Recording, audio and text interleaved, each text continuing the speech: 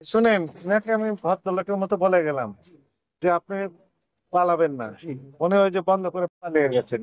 ওনাকে যে ফোন করে আসতে বলেন, যদি কোঅপারেট করে ভালো, না হলে আমরা ওনার নামে রেগুলার মামলা দেবো।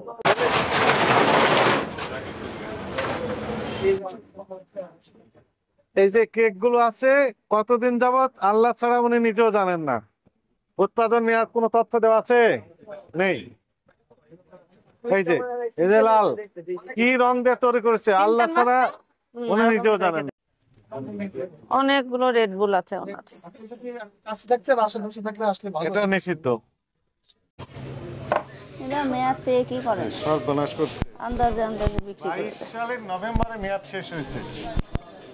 21 সালের নভেম্বরে তৈরি, এগুলো 22 নাই সালের ডিসেম্বর, নভেম্বরে মেয়াদ এগুলো নাই। শেষ। কোন দেশের এগুলো?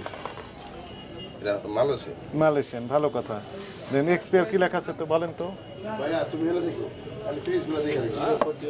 04 মানে কি? 04 মানে কি?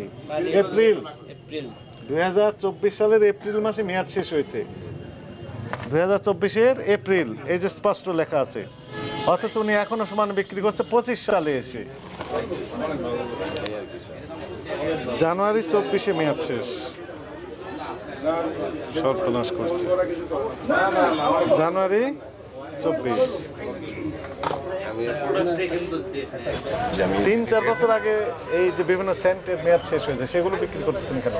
আমার পুঁজি শর্ট দেখা 25 শর্ট এই জন্য মেয়াদ না বিক্রি করি না। কোন ধরনের ব্যাখ্যা? মানুষ এত বোকা না, মানে ডেট না ছাড়া দেখা নেয় না।